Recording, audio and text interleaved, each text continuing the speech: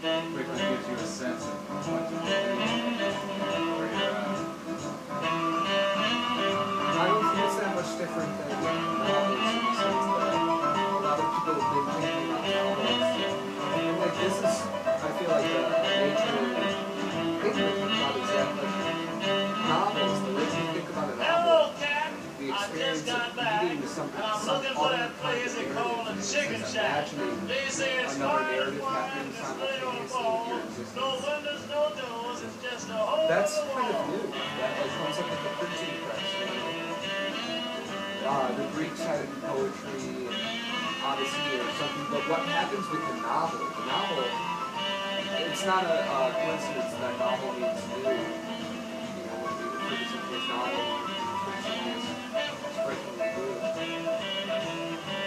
Like the novel trains us how to think about ourselves in relation to other people, about simultaneity, about other things occurring alongside our experience. You know, like that might very well be a pretty new mode of thinking in the last 400 years that occurs with the novel. It's beautiful. Yes, this is the place where all the bad cats meet. You be mighty careful when you take a seat. It teaches us how to think about ourselves in relation to others. They train us how to think. We may very well have a totally different yeah. And then of course we have what they call propaganda, which sounds Oh, it's a way to manipulate this very thing. This way that we've been trained to think is something that's manipulated by propaganda. Because it attacks that way. It's a sort of poison. It infiltrates the drink. Poisons the drink. They've been trained to think a certain way, propaganda goes into that. that's what trains that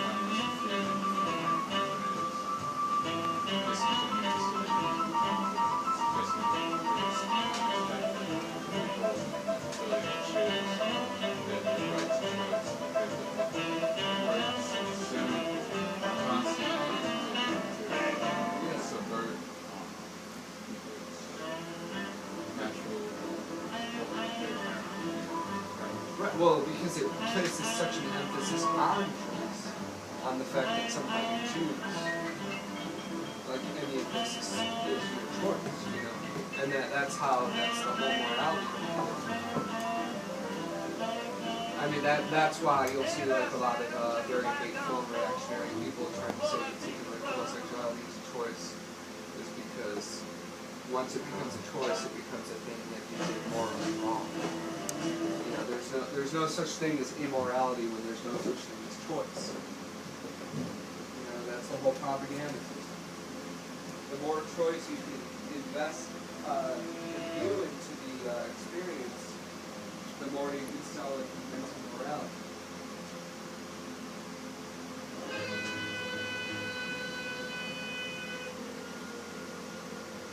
sounds like voting.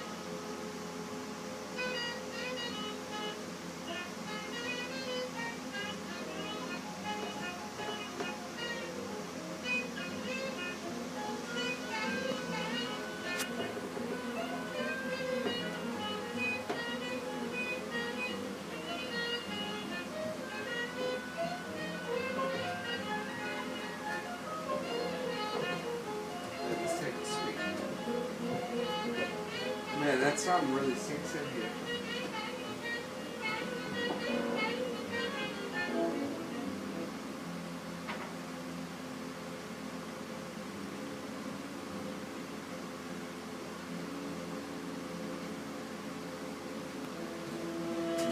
Yeah, the novel. The novel taught us how to think about ourselves simultaneously. The simultaneity. Novel taught us morality.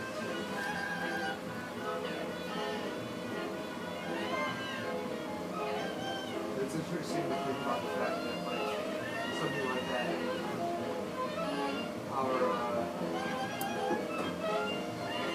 the proliferation of these only coincides with their designation.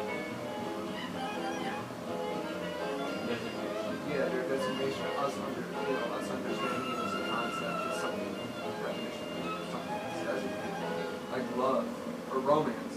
We think of this great period of romanticism in the arts and in culture. This was this massive period. But would you ever say that anything before that was romantic? Was anybody ever in love, in romantic love in ancient Greece? No. They weren't. There was no designation for that. The thing only occurs with its designation. So nobody was ever in romantic love in Greece. Nobody was ever in love in ancient Greece.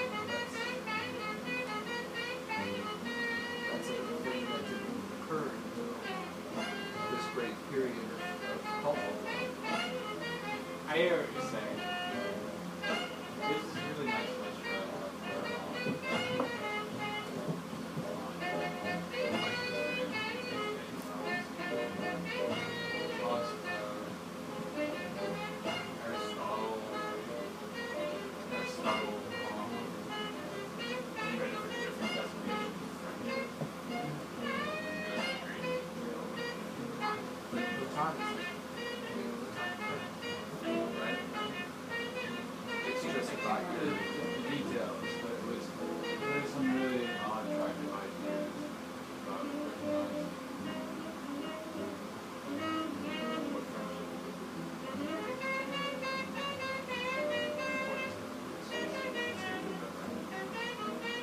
Recognition. How do you recognize another person? That has everything to do with that person's sense of self. Prestige, it's all. I mean that's kind of like the primordial. Say everything as a bit of an understatement, but yeah, it certainly is very powerful. Well, just like you were saying about what work you do, and we were having that conversation about David Foster Wallace and how anything you do is basically kind of egotistical, how people see you, how valuable the work is, and what kind of regard that people will offer you based on that. I mean, that is kind of a classic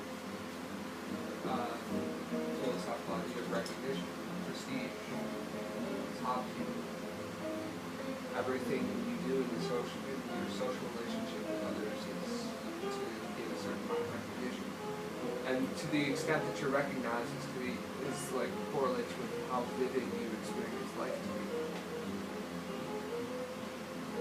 Because without any recognition, you don't exist.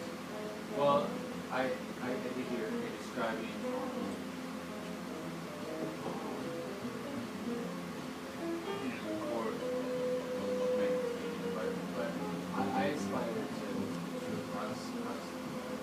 I think there's a lot more to it than that. I think that's how things are set up now. I think there's a kind of a system in place that makes it, that sort of manipulates our capacity to think that way toward that way in a very extreme sense. It really isn't necessarily about recognition, but that's how this is calibrated. We have kind of set up that dial.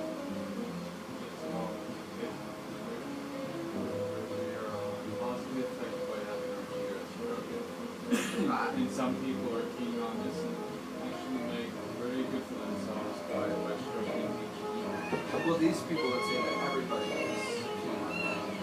Just like it's so built into the fundamental experience of our social arrangement that Everyone, some are and some aren't. And the difference between the ones who are really keen on our question. well, what I mean is like Don't do it for the Sorry. no.